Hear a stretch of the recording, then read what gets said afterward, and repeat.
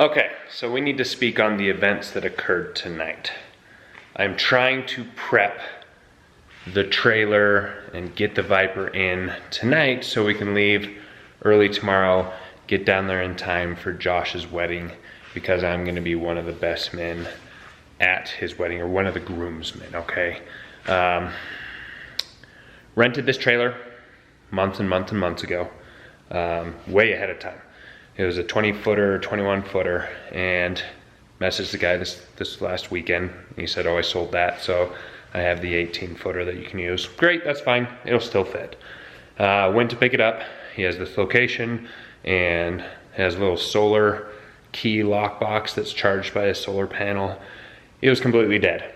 So I could not get the keys to get the trailer undone to bring it home to load the Viper. So I'm messaging the guy and he's like, oh crap, let me get it figured out.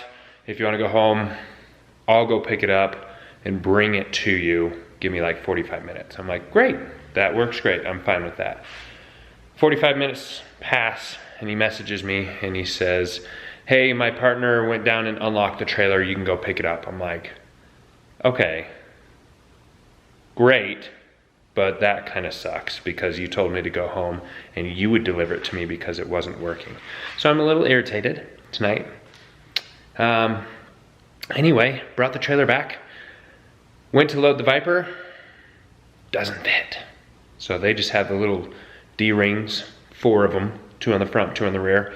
Well, with the Arrow, the ACR Arrow, there is nowhere to anchor it down. I need that like zipper track that goes along each side of the car so I can just wrap something right over the tires. So I took the trailer back and couldn't use it. And what we're gonna do is drive the Viper down.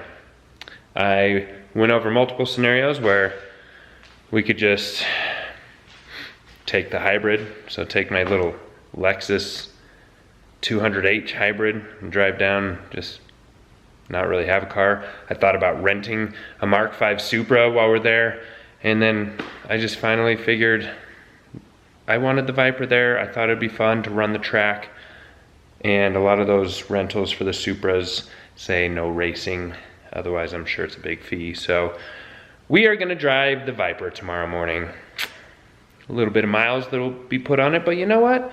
I need to drive that thing. Let's test it. Let's see how it does on a nice 6-hour road trip. And hopefully we hit no rainstorms because those tires are not gonna do well in the rain. So here's to a very frustrating night, a very frustrating week with all the failures so far. I will see you guys in Vegas tomorrow.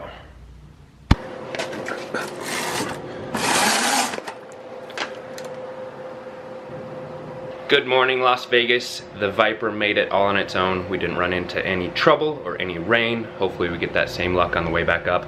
Today is day 1 of SIV. It is the dyno day and the registration check-in. So we're gonna head over there here in a little bit. I am joined by Jenny. I'd like everybody to meet this beautiful young lady.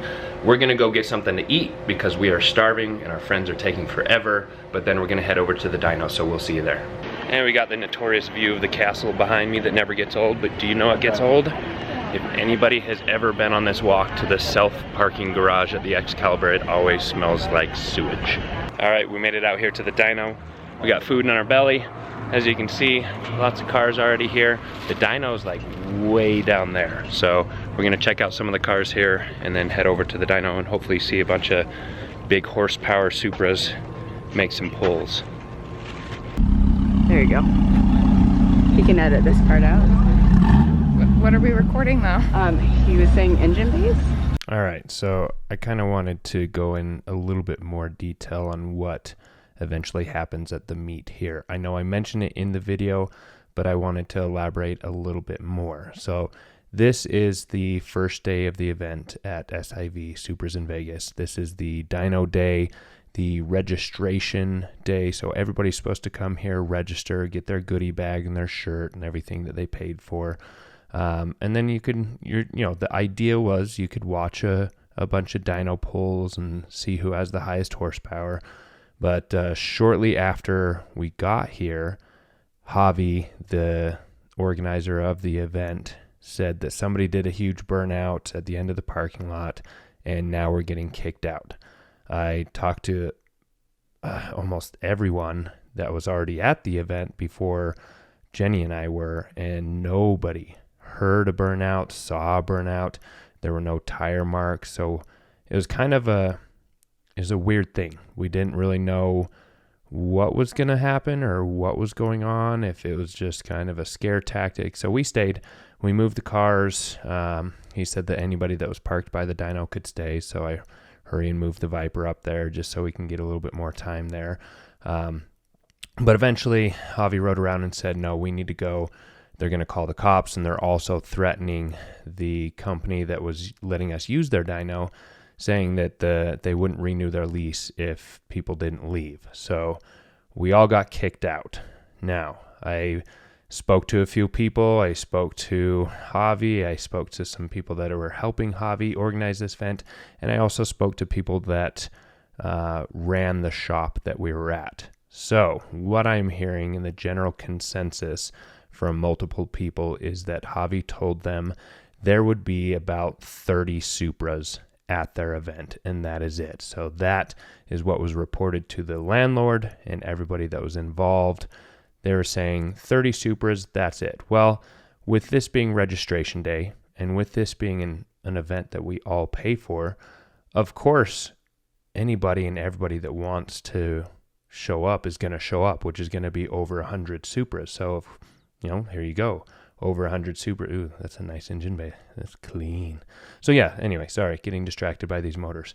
That's over 100 Supras that are going to show up. So for them to say that only 30 was going to show up is kind of you're asking for a failed event no matter what. Like, there's going to be more than 30 Supras.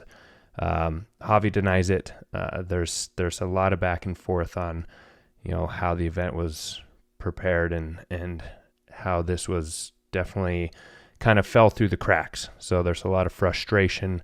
A lot of people are upset with how the event's been ran this year so far. And of course, the last few years, things have changed. The attendance has dropped. So there's just a lot of frustration in the Supra community right now. So hopefully things can get ironed out. This might be just a fluky day. I'm hoping that it was just a fluke and the rest of the event can go on smoothly. But hopefully we get a couple pulls before we actually have to leave, and we'll go from there.